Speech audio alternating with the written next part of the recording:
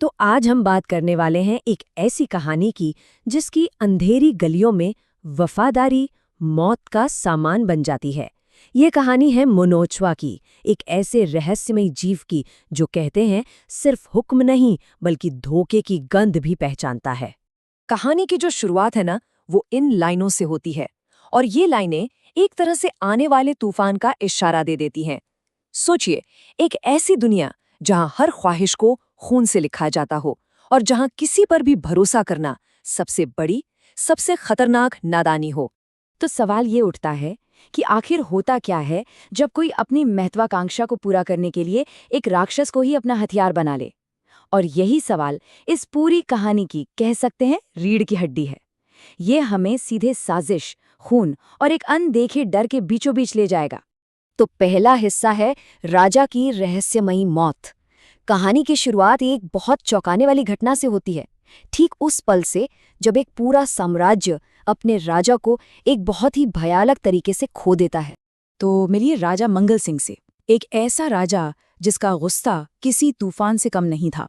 मतलब छोटी छोटी बात पर चिल्लाना, अपने मंत्री सागर को सबके सामने दो कौड़ी का कहकर बेइज्जत करना, और तो और अपनी ही पत्नी रानी रमावती पर चाबुक तक चला देता था। हाँ, ऐसा नहीं है कि उसे कभी कभी अपनी गलती का एहसास नहीं होता था, पर वो बस कुछ पलों के लिए था। उसकी क्रूरता हमेशा उस पर हावी हो जाती थी। और फिर एक सुबह पूरे महल में चीखें गूंज उठती हैं। राजा का शरीर जमीन पर पड़ा मिलता है, चेहरा बुरी तरह नोचा हुआ, चारों तरफ खून ही खून। ये कोई मामूली मौत नहीं थी, ये एक बहुत ही वहशी हमला था। अब बाहर दुनिया के लिए तो ये एक रानी का मातम था। रमावती जोर जोर से रो रही थी, चिल्ला रही थी, हाय मैं तो लुट गई, बर्बाद हो गई। और मंत्री सागर, वो उसे संभालने की कोशिश कर रहा था, दिलासा दे रहा था। लेकिन क्या पर्दे के पीछे भी कहानी यही थी? तो अब वक्त है कहानी में थोड़ा पीछे जाने का। दूसरा हिस्सा, रानी का षड्यंत्र। चलिए उस अंधेरे राज से पर्दा उठाते हैं जिसने राजा की मौत की पूरी स्क्रिप्ट लिखी थी। तो असली कहानी ये थी कि रानी रमावती और मंत्री सागर सिर्फ सहयोगी नहीं थे, वो दोनों प्रेमी थे और उन्होंने मिलकर ही राजा को रास्ते से हटाने का ये पूरा प्लान बनाया था। और उनका हथियार था एक दानव, मोहनोचवा। हत्या वाली रात को सागर ही रानी को चुपके से जंगल ले गया था और वापस भी लाया था। ये सब इसलिए ताकि रानी के पास एक पक्का सबूत हो कि वो तो हमले के वक्त राजा के पास ही सो रही थी। ये कोई गुस्से में अचानक लिया गया फैसला नहीं था, नहीं, ये एक बहुत ही सोची समझी, ठंडे दिमाग से रची गई साजिश थी। देखिए कैसे। स्टेप 1, राजा का जुल्म सहते रहो। स्टेप 2, अपने सीक्रेट लवर के साथ मिलकर प्लान बनाओ। स्टेप 3, एक ऐसी ताकत को ढूंढो जिसे कोई देख न सके, एक साधु। और चौथा और आखिरी स्टेप, उस ताकत को यानी मोहनोचवा को अपने दुश्मन पर छोड़ दो। तो साजिश कामयाब हो गई, राजा मर चुका था। पर कहानी यहाँ खत्म नहीं हुई, बल्कि यहाँ से कहानी ने एक और, शायद पहले से भी ज्यादा खतरनाक मोड़ लिया। तीसरा हिस्सा, सिंहासन के लिए धोखा। राजा के जाने के बाद रमावती सिर्फ एक बेचारी, शोक में डूबी विधवा बनकर नहीं रही। सागर की मदद से बहुत जल्द ही वो एक कॉन्फिडेंट, एक कुशल शासक बन गई। राज्य के बड़े बड़े फैसले वो खुद बड़ी समझदारी से लेने लगी थीं। लेकिन उस वादे का क्या हुआ जो उसने सागर से किया था कि राजा के मरते ही राजपाट सागर का होगा? जब सागर ने उसे वो वादा याद दिलाया ना, तब रमावती का असली चेहरा सामने आया। उसने सागर को उसकी औकात याद दिला दी। वो वादा बस एक धोखा था, और उसके शब्द, भिखारी के खून राजपाट के सपने नहीं देखा करते। ये शब्द सागर के दिल में किसी खंजर की तरह लगे। ये सिर्फ एक इनकार नहीं था, ये एक बहुत गहरा जख्म था, ये विश्वासघात था। और अब कहानी अपने क्लाइमैक्स की तरफ बढ़ रही है। चौथा हिस्सा, राक्षस का न्याय।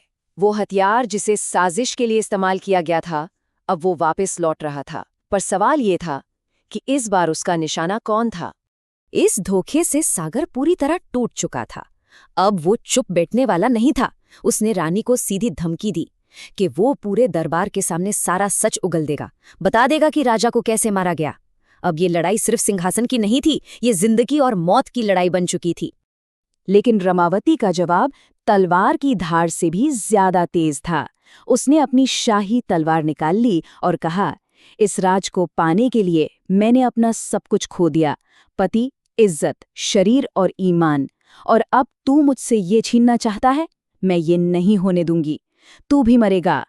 वो अपने रास्ते के इस आखिरी कांटे को भी निकालने के लिए पूरी तरह तैयार थी। और ठीक उसी पल, जैसे ही रमावती अपनी तलवार सागर पर चलाने वाली थी, गलियारे से एक भयानक भारी कदमों की आवाज गूंजती है। कोई आ रहा था। और सामने कौन था? मुनोचवा। पर यहाँ कुछ बहुत अजीब हुआ। उस दानव ने डरे सहमे सागर की तरफ देखा तक नहीं। उसकी लाल लाल आंखें सिर्फ और सिर्फ रमावती पर टिकी थी। और इससे पहले कि कोई कुछ समझ पाता, उसने रानी पर हमला कर दिया और उसे ठीक उसी बेरहमी से मार डाला जैसे राजा को मारा था। और फिर वो खिड़की से बाहर उड़ गया, सागर को वहीं जिंदा छोड़कर।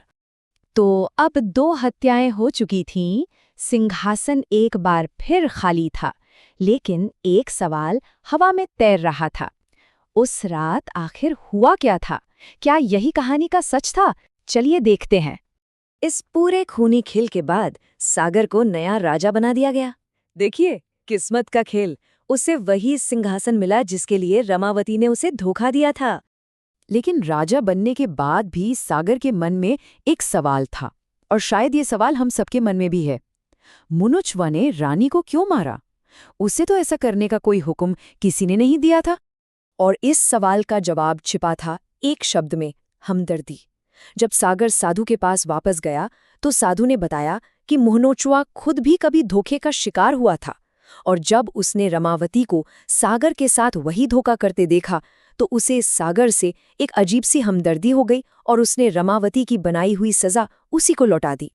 और कहानी हमें इसी सवाल के साथ छोड़ जाती है कि क्या ये न्याय था या ये सिर्फ बदले का एक और चक्र था, एक धोखे का जवाब दूसरे धोखे से। सच में इस कहानी का असली दानव कौन था, मुनोचवा या कोई और? ये सोचने वाली बात है।